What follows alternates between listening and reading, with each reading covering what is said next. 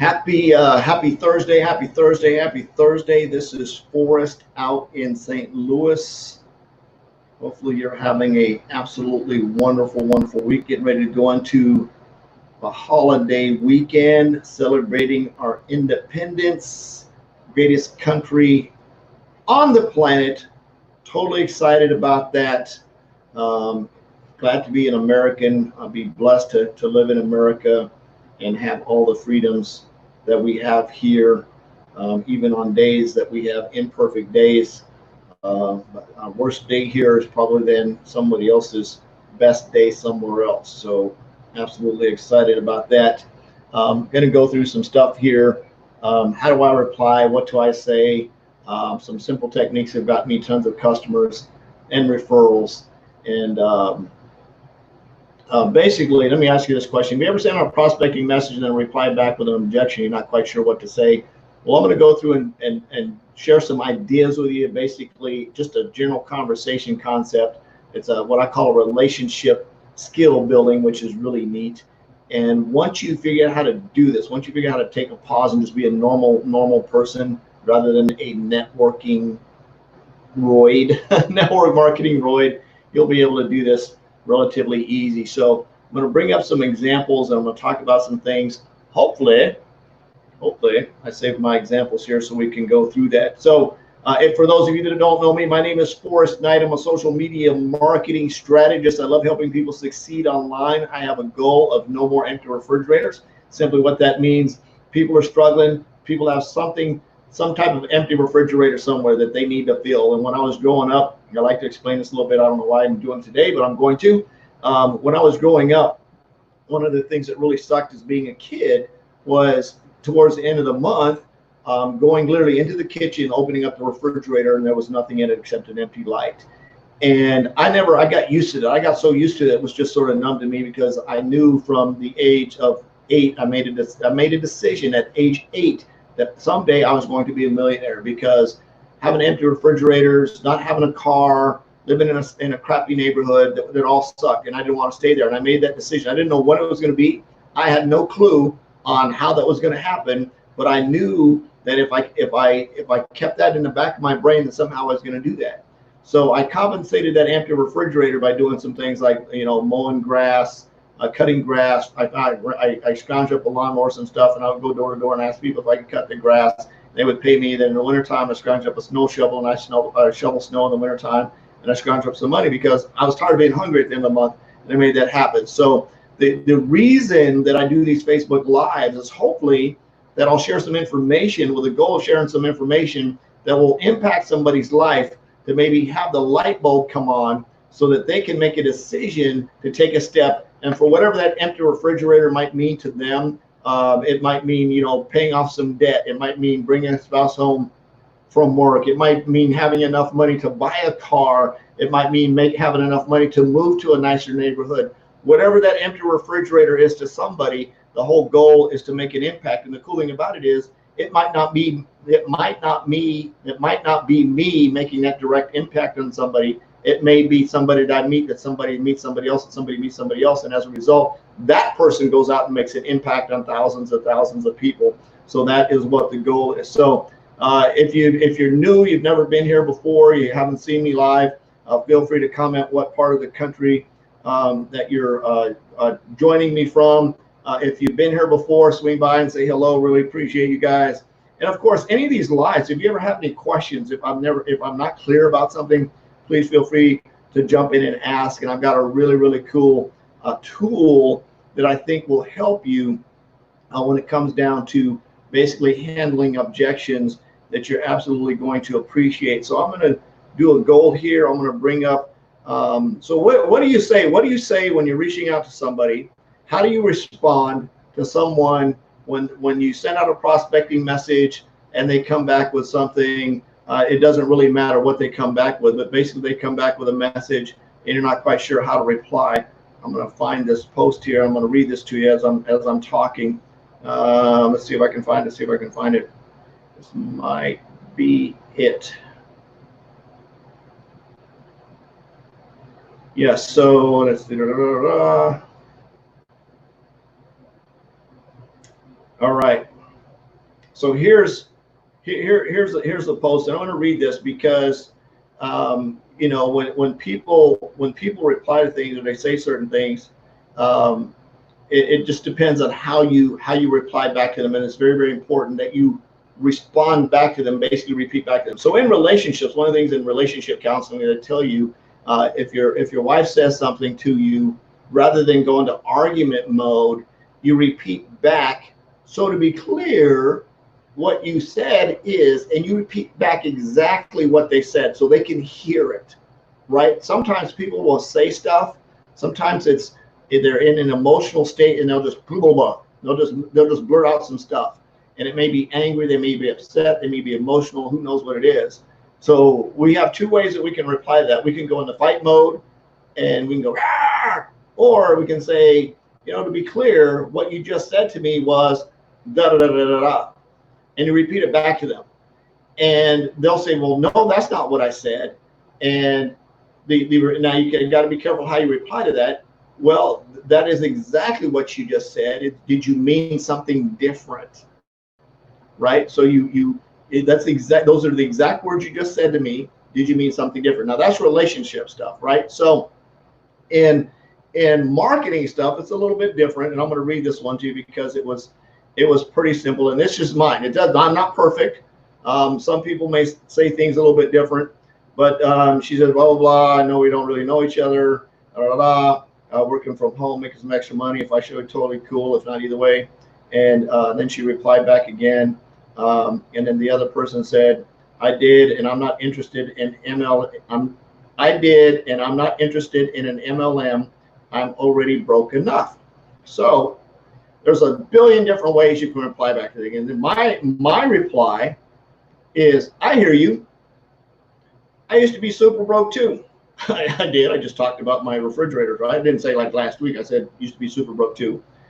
Until a complete stranger reached out to me and offered me to take a look, and then I decided to get started. Let me read. I did not write that. I used to be super broke too until a complete stranger reached out to me and I took a look, and then I decided to get started. So basically, when we're prospecting somebody, we ask them if they're open to taking a look at what we have. That's all we're doing. We're asking them to take a look, because I can't make a decision for you, right? I can make a decision for me based on the information that's presented. And when the information is presented with me, I can do two things. I can say I need more information, or I can just look at it and say, you know what? I'm not feeling this. No thanks. I'm not interested, right? So going back to say that, I hear you. I used to be super broke too, because they said they were super broke, right?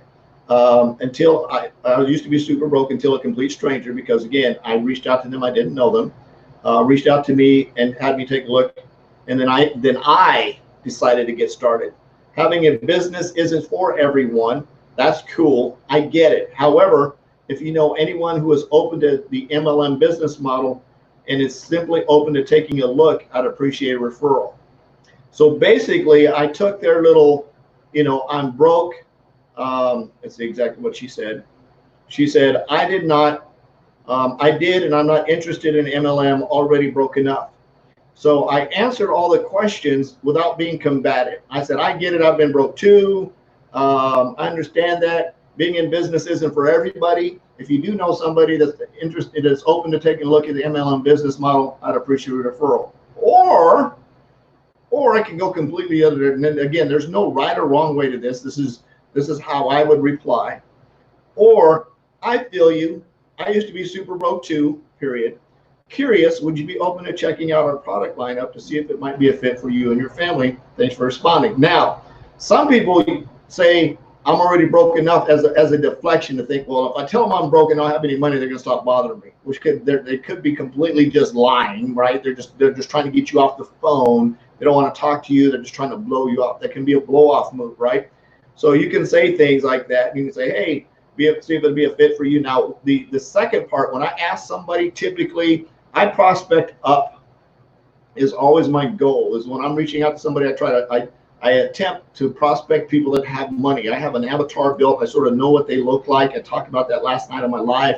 I have an avatar built that I've created and constructed, that I know that if I prospect a certain type of people, there's a better chance at them not coming up with a broke objection. Now, broke objection is also a mindset a challenge as well. So if you walk around thinking, and I'm going to talk about this a little bit, if you think that because if you think, oh man, people aren't going to have $150, that's the people that you're attracting. You're already in a broke mindset. You're already in a broke mindset. So looking for people and changing your mindset, like, yeah, people do have $150. People spend it all day long. They spend that much on a cell phone bill, on a cable bill, on a TV bill. They spend that every day on a whole lot of stuff. So it's not necessarily that people don't have the money. They just have to make the decision on what they're going to spend that money on, right? So when we're reaching out to people and prospecting people, we've got to make sure that our money mindset is in a good space that we understand. And I'll share this with you. When I was selling advertising for AT&T, one of the things that I did was I had a bad habit of trying to spend somebody else's money. And I was selling advertising, and you what your goal is to take somebody with a really bitty line ad and you want to upsell them to a larger ad, like a quarter page, half page, full page ad. And we have a call flow and we had some reasoning and we have a way to move people up that. But I would always get stuck on the $78 or $98 a month because I thought that was a lot of money. That was my broke mindset, destroying somebody else's business because I was limiting them the ability to get exposure because of my belief. And one day we actually had a fill-in team lead that came to me, and her name is Kim, and I'll never forget this because she changed my whole way of thinking. She says, I've been listening to your call. You're doing call flow great. She hooked me up. I was like, yeah. She didn't come back to me. She said, yeah. She said, you're doing call. She says, are you open to taking a little bit of coaching? I said, sure. She says, would you like to make a little bit more money? I'm like, well, I'm here. So I said, okay, cool. So she said, I want you to do this. Instead of saying, I think I was doing like $108, $98, and $78 a month. What I want you to do is I want you to add a zero behind each one of those. I want you to say like $12.80, $9.80, and $7.80 a month. And I want you to find a product that you can offer that to. So I did. I said, okay, I'm going to do that. And I completely changed my mindset. I completely changed my goal on the goal. And see, I'm competitive. So when she challenged me to do that, I'm like, okay, I'm going to do it. The very first call I got, I went from selling $78 a month freaking advertising to $780 a month on the very first call because I made a decision to change the way I thought about people's money because I was coachable, right? So I did that, and I started presenting that through the call. Same exact questions, same exact deal, going in and saying, based on the information that you just told me, right? It looks like this much money, and I'd always back down and always close with the one I wanted them to buy. Based on your information, you said that you want to get X number of calls. You said that you could close 50%. We agreed that we're just going to be conservative and go with 30%. Based on that information and with the manpower that you have at hand, it looks like this product here is going to work out for you. Now that's set at $680 a month. How did you want to go? What was the first line of your advertising? And we had to close, and we wouldn't stop and pause. It just said $680 a month. I said the exact same thing when I was saying $78 a month. I just added a zero behind it and said 780 and bumped them. And as a result, that's going to put you in this type of ad. It's going to put you ahead of all your competitors. So when people are flipping through the phone book, and of course we had a digital online version too, and it also includes blah, blah, blah, blah. So I did that in that process, in that sales process of closing them and walking them through, because I changed my mindset on how I was presenting that to them by simply being coachable and saying, okay, I'm competitive and I'm going to try that. So the moral of the story is sometimes people will throw an objection at you about being broke or having money because they're just trying to get you off the phone, and they believe that you, by them telling you that you're going to buy into that, right? That you're going to buy into the fact that they're broke, when you know that if they're on the internet, they're not broke because they're paying an internet bill. If they're responding to you via phone, they got a phone bill. They're not broke. They got money. They have money. They just have to make a decision on what they're going to spend that money on. Are they going to make a decision to make AT&T or Verizon or Sprint rich? Or are they going to make a decision to have a challenge where they're filling that no more empty refrigerator, where they're going to change where they spend their money so that the money's benefiting them instead of somebody else, right?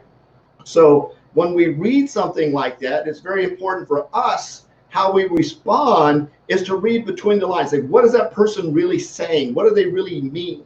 And then when we feed that back to them, hey, I hear you, right? And now it's not necessarily hear you, but That's just a way of phrase. I hear you. I understand. I used to be super broke too. I was.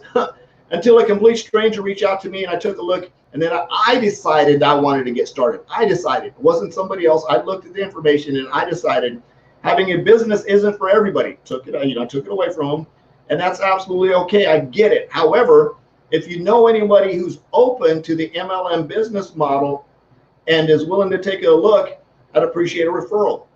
So basically, I took their little bitty objection and completely fed it back to them so they could hear. I've been broke too. I get it. Absolutely cool. I understand where you're coming from. Having a business isn't for everybody, right? Because there might be an underlying deal in that deal. And I get it. If you know somebody that's open to the MLM business model that wants to make some money, I'd appreciate a referral. So I took the negative side of that and said, because I know thousands and thousands and thousands and thousands of people that are making money with the MLM business model. And there's thousands and thousands and thousands and thousands that aren't. So I can take that either way, right? But I choose to take it on the positive route because that's the people I'm looking for, are the people to make an impact on somebody else's life that isn't going to buy into somebody living with that no more empty refrigerator. They're constantly just going to look in there and see the light and close and go, dang, I'm hungry. There's nothing I can do. Or am I looking for that person that says, dang, I'm hungry. I'm going to go get a lawnmower. I'm going to go door to door asking somebody if I can cut their grass because I'm sick and tired of being hungry. I'm going to get a snow shovel in the wintertime. I'm going to shovel snow because I'm sick and tired of being hungry. I'm going to figure out a way to come up with some food and make an impact and change my life and maybe make the impact and change someone else's life as well. So hopefully you guys got an absolute, you got a lot of value out of this. I said, you guys, dang it.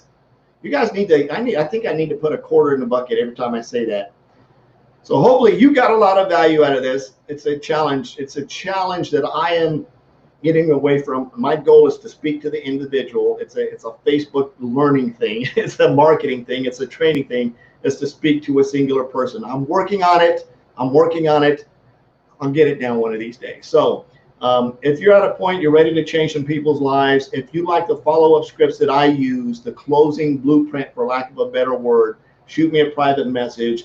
Absolutely awesome, awesome article. It's got multiple steps in it that'll walk you through exactly what you need to say in terms of being able to move people from the no to the yes and help you overcome some objections. So if you want that closing blueprint, absolutely make the decision to reach out to me. There's a message button around here somewhere. Shoot me a private message and I'll get that over to you.